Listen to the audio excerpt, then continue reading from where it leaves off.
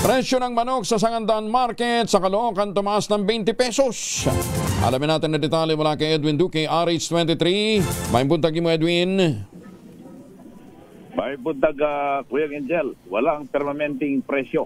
Ito yung sabi ng mga vendor sa presyo ng manok dahil nakadepende sa supplier. Nung araw ng Biyernes, Kuya Angel, bumaba pa ka ng 200 hanggang 210 yung presyo ng manok. Pero mabubulaga ka ngayong umaga dahil umabot ng 240 uli mula sa murang presyo. Ang baka naman ay natili sa kanyang presyong 450.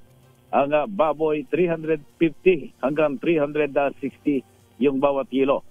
Yung pork chop 360, ang giniling 360 pa rin. Habang yung patahulian at unahan ay parehong 330. Sa liempo, hindi pa rin tumas ko yung nasa 380 pesos pa rin yung bawat kilo. Yung mahilig sa kambing, maraming supply ng kambing, kaya yung presyo nila ko Angel mula sa 500 ay mabibili mo ng 480 yung bawat kilo. Sa presyo ng isda, bidang-bida pa rin ang bangos at galunggong dahil nasa 280 hanggang 320 bawat kilo. Ang yellow bean ay 260, habang yung paboritong pusit ay 230, yung lumot, yung kalawang naman ay 240.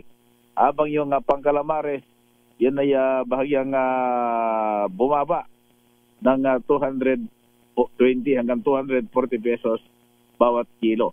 Wala namang paggalaw ko yung gel sa presyo ng mga gulay na natiling 600 to 700 ang presyo ng siling labuyo, habang 380 to 400 naman ang siling panigang. Ang kamatis, pinakamura yung 50 hanggang 120 pesos. Habang yung talong na bahang-baha yung supply ay 50 pesos hanggang 70 pesos bawat kilo. Sa presyo ng bigas na gumpisa ng 40 pesos hanggang 70, ang pinakamahal, ito yung dinorado ay 80 pesos. Ganon din ang malagkit, mula naman 80 hanggang 100 pesos bawat kilo. Yan ko yung ating price monitoring report mula pa rin sa Sangandan Market sa Caloocan.